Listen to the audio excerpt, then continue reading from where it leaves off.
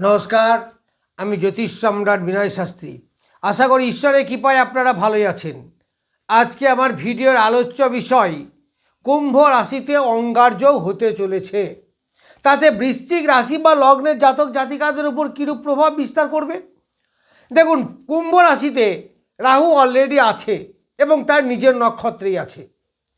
এইবার মঙ্গলও তার নিজের নক্ষত্র নিয়ে কুম্ভ রাশিতে প্রবেশ করতে চলেছে আগামী 23শে ফেব্রুয়ারি 2026। তাহলে রাহু এবং মঙ্গলের যোগ। তাই রাহু এবং মঙ্গলের যোগকে আমাদের জ্যোতিষীয় ভাষায় বলা হয় অঙ্গার যোগ। অঙ্গার মানে কি? আগুন। তার মানে এই যে যোগ, এই যোগ কিছু আগুনের মতো ক্রিয়াকলাপ দেখা যায়। এখন আগুনের মতো যোগ বলতে রাগ, জেদ এইগুলো, বা অসামাজিক কোনো কিছু এমনও হতে পারে।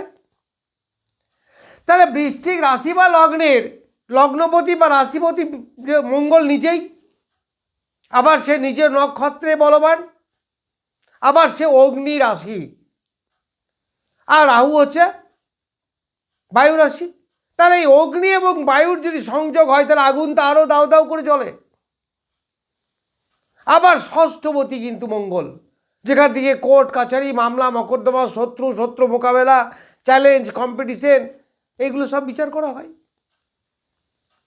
তাহলে এই বৃশ্চিক রাশি বা লগ্নের ওপর এই যে অঙ্গার যোগের প্রভাব কেমনভাবে পড়বে দেখুন। প্রথমেই বলি, এই বৃশ্চিক রাশি বা লগ্নের চতুর্থ স্থান হচ্ছে কুম্ভ রাশি। তো চতুর্থ স্থান থেকে আমাদের কি বিচার করা হয়? মাতৃদেবীর শরীর স্বাস্থ্য বিচার করা হয়।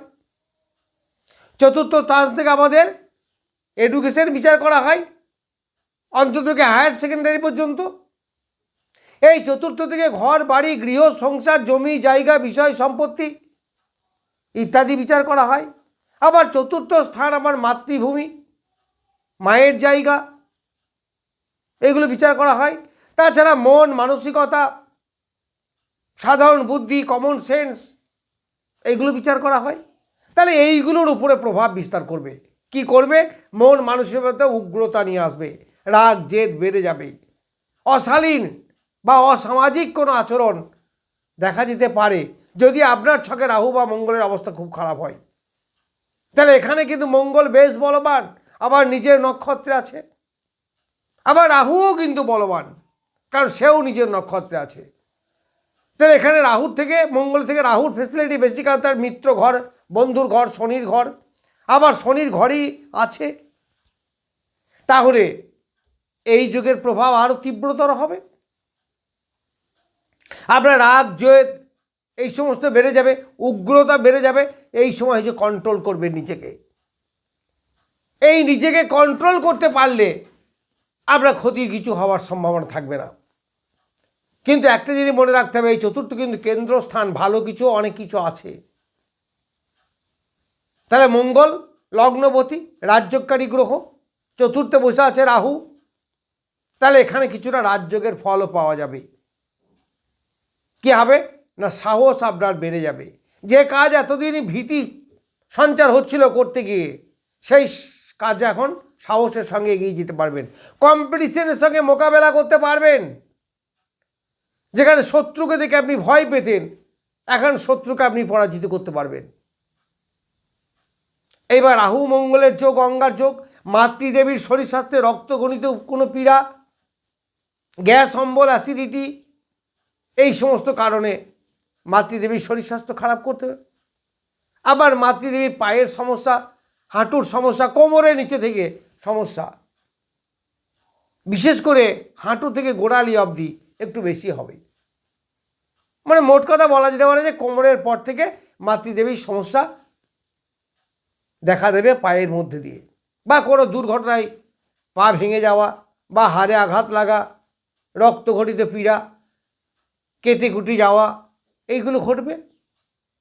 সুতরাং মাতৃদেবীর শরীর নিয়ে কিন্তু একটু সাবধানেই থাকবেন।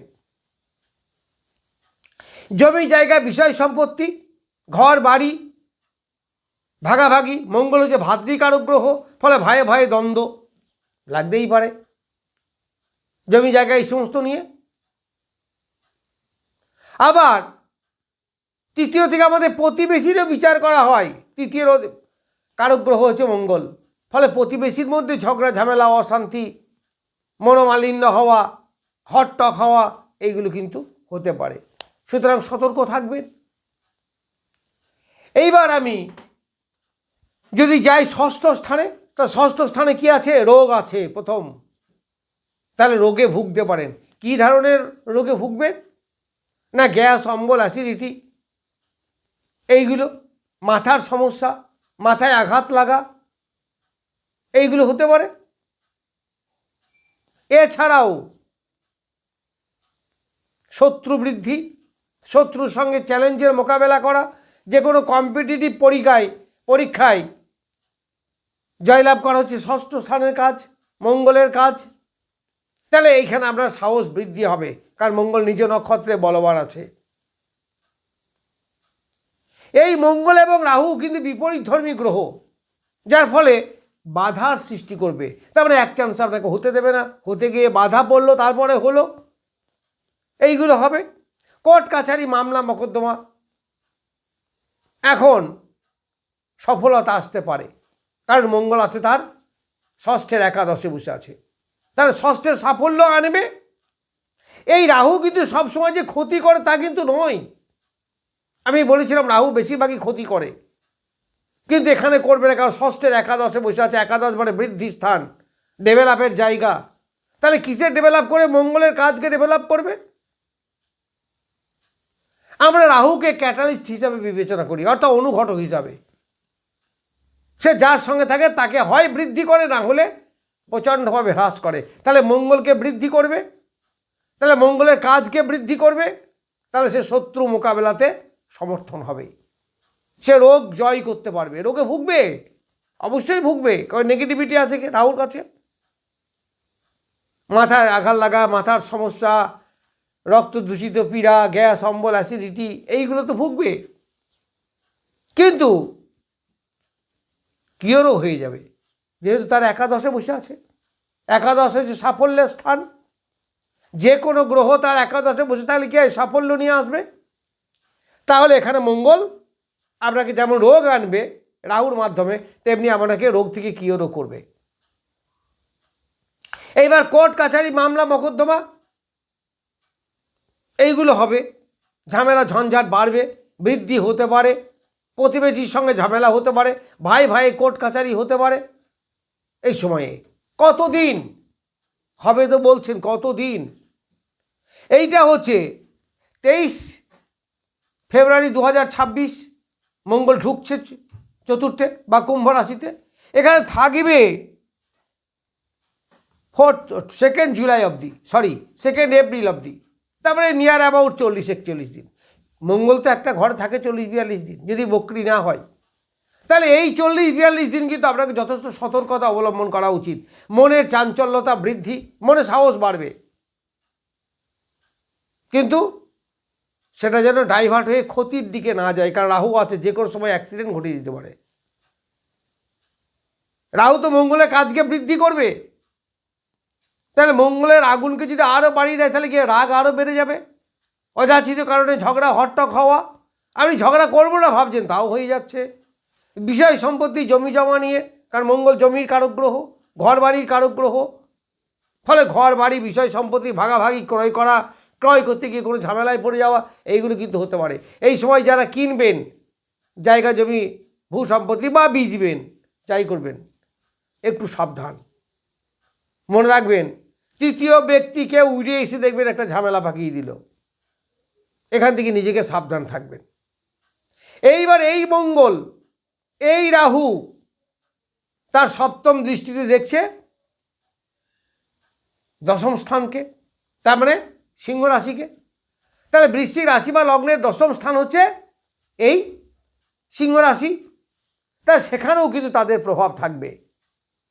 যারা বাইরে কাজ করেন, দূরে কাজ করেন, ঘুরে ঘুরে ব্যবসা করেন বা চাকরি করেন, অনেক প্রত্যেক দিন ট্রাভেলিং করতে হয়, এদের পক্ষে ভালো।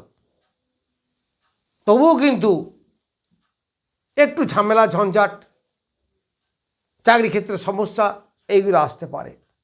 একটু সতর্ক থাকবেন। আবার এখানে কেতু বসে আছে, ফলে কর্মস্থলে একটু ঝামেলা ঝঞ্ঝাট হতে পারে, সতর্ক থাকবেন। তাছাড়া এই মঙ্গল চতুর্থে গেছে, পজিটিভিটি দেবে। আপনার বাড়ি হতে পারে, ঘর হতে পারে, জমি জায়গা ক্রয় করতে পারেন, ক্রয় করার ফেসিলিটি জায়গা আপনার আসবে। কারণ মঙ্গল চতুর্থে গেছে কেন? আপনার সংসারকে সুখের করবে, কারণ সে লগ্নপতি। তাহলে আমি যদি আমার সুখের স্থানে যাই, তাহলে আমি কি করব? আমার সুখ বৃদ্ধি করব। ঠিক মঙ্গল তাই কি করবে? বৃশ্চিক রাশি বা লগ্নের সুখ বৃদ্ধি করবে, মনের শান্তি বৃদ্ধি করবে। কিন্তু যেহেতু রাহু যুক্ত আছে, যে রাগ, জেদ, চ্যালেঞ্জ, অকারণে চ্যালেঞ্জের মোকাবেলা করা, অন্যের দায়ভার আপনার উপরে পড়া, এইগুলো থেকে একটু সতর্ক থাকবেন। এই সময় জমি কিনুন, এই সময় গৃহ আরম্ভ করুন, গৃহ কেনার পরিকল্পনা তাহলে কিনুন, কিনতে পারবেন, কোনো সমস্যা নেই, খুব ভালো সময়। মাতৃদেবীর শরীরের দিকে একটু যত্ন রাখবেন। ভাইয়ের কাছ থেকে আপনি উপকার পেতেও পারেন, তবে সমস্যাও আছে, কারণ রাহু আছে, অঘটন ঘটাতেও পারে। যাই হোক, এইসব বললে অনেক কিছু বলা হয়, আমি অল্প কিছু বললাম। পরের দিন আবার নক্ষত্র নিয়ে আসব, যে মঙ্গল নক্ষত্রগতভাবে কেমন ফল দেবে। নমস্কার, আজ এ পর্যন্তই।